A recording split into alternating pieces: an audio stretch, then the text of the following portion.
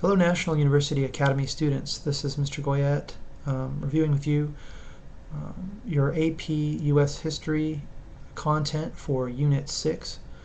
Today we'll be going over some more of Franklin Delano Roosevelt's administrative policies and getting into World War II and the United States position after World War I. Let's begin with 1933. Please take notes as I go through this. I'll be mentioning the page numbers, so note them as I go along. Thank you.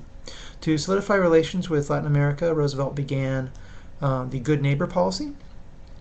Secretary of State Hull signed the Pledge of Non-Intervention at the Pan American Conference in 1933, and you can review this on page 781. You'll note there that Roosevelt renounced the imperialism of the past, so it says. After World War I, the United States was the richest nation on earth, and the United States, for the first time in its history, became a creditor nation. You can review this information on page 780. Let's see, the Washington Conference Treaties. The Washington Conference Treaty was a disarmament treaty put forth by Charles Evans Hughes, and the idea was that since Japan was trying to go into Manchuria, this was going to force the Japanese not to produce weapons and get ready to go into Chinese territory in Manchuria. Actually, what it did was there was about 10 years of where Japan was building its naval forces, and the Washington Conference disarmament treaties did not work. It was kind of the appeasement policies of Neville Chamberlain and the League of Nations didn't work. In this case, our Washington Disarmament Treaty with Japan did not work, and the naval race between Japan and the United States continued. This, of course, is going to lead up to Pearl Harbor eventually. The United States followed the isolationist policies in the 1930s because it was afraid of being dragged into another European war.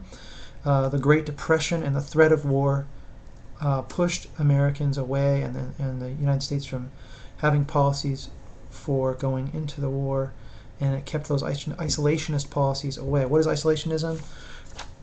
Staying out of other people's problems, other countries, nations' problems. In this case, you'll remember that going back to Washington and his farewell address, the Beware of Foreign Entanglements message, that's going to be echoed by Woodrow Wilson.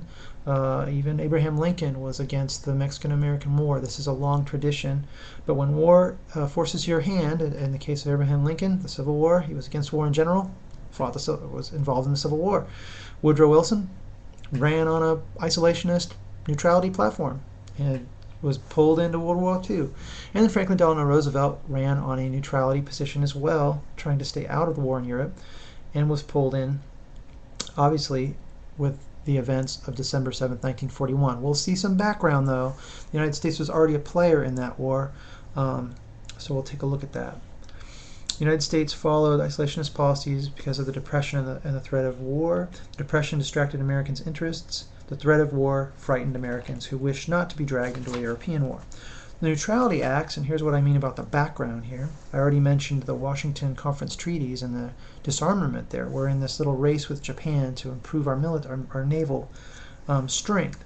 So the Nuetrality Acts of 1935, put forth by Congress, they banned the sale of arms to nations at war. Of course, this was because Japan and Germany were starting to declare war in Europe and in China and parts of Africa.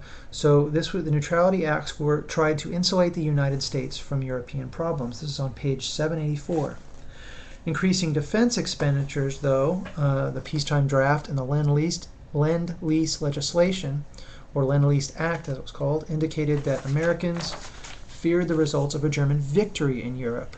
And this can be reviewed on page 787 of your textbook. FDR did not invoke the Neutrality Acts after all. He did not end up using them, and he ended up continuing to supply China and Great Britain with arms and weapons and fuel and so forth, even though he made these gestures as if he was going to stay neutral. So FDR did not invoke the Neutrality Acts, and he kept selling arms to China. So you could tell that the United States feared the results of a German victory. That's why they stayed in there to some degree, helping the Allies. The wartime Allied coalition was especially close and effective between the United States and Britain. This can be read on page 790. And Americans who stayed at home during the war were in a nation on the move, a nation rapidly industrializing and invigorating itself out of the Great Depression. Great Depression legislation and acts had some effect, but marginal effect on improving the economy. No definitive improvements. So the revolutionary changes thrust upon Americans during the war forced adjustment in new ways, and they had to make major adjustments in their lives. And you can review this on the home front on page 793. So what were some of the things that people experienced in the United States on the home front? Racial discrimination in industry was evident. A higher divorce rate was also evident. Some reversals in traditional gender roles, that is, women going into factories and going to the workplace more as men were out to war, and a housing shortage was evident. And you can review this all on page 796. There were racial problems in integrated combat units were not as evident. The combat units were functioning rather significantly. In fact, the military was one of the areas socially in society that was able to integrate the earliest. During World War II, Japanese Americans were sent to internment camps. You'll remember that the presidential proclamation that required Japanese to notify the government of their place of address was Proclamation 2537, and then later the Executive Order 9066, Franklin Delano Roosevelt, to send 120,000 Japanese into relocation camps from the West Coast to places like Manzanar. If you have time, please read the book Farewell to Manzanar about the internment camps. The author is Jean Wakatsuki. I can't say her. Watatsu. I'm going to mess up her name. Houston is her second last name. It's Wakatsuki Houston. But just remember Farewell to Manzanar. Google that. You'll be fine. In the 1930s, Japan, Germany, and Italy were strongly anti-communist. You'll remember that Neil O'Meara poem. They came for the blank. I wasn't a blank, so I didn't say anything. They came for the blank. I wasn't a blank, so I didn't say anything. Well, those blanks, they've actually started off with they came for the Socialist Party worker, they came for the labor unionist, they came for the socialist, and I said nothing. So all the people that they round up, I believe, in the first 3 lines of that poem are socialists or communists before they get to the Jews. So it was an indication that in Germany and Italy, they were being fascist nations, were very anti-communist. This can be confusing because obviously the Germany and Russia signed the Non-Aggression Pact, but you'll recall that the Soviet Union and Russia were kind of both buying time. Hitler was buying time so he could figure out how to attack Stalin and build up his war machine.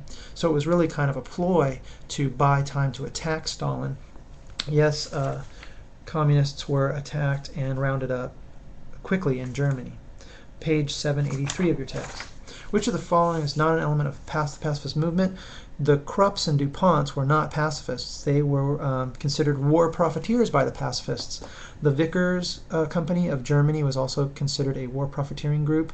They were beating the drum for war because they're selling their weapons and weapon systems and tanks and so forth would give their stockholders money. So it was, the war was a good thing in a sense to them.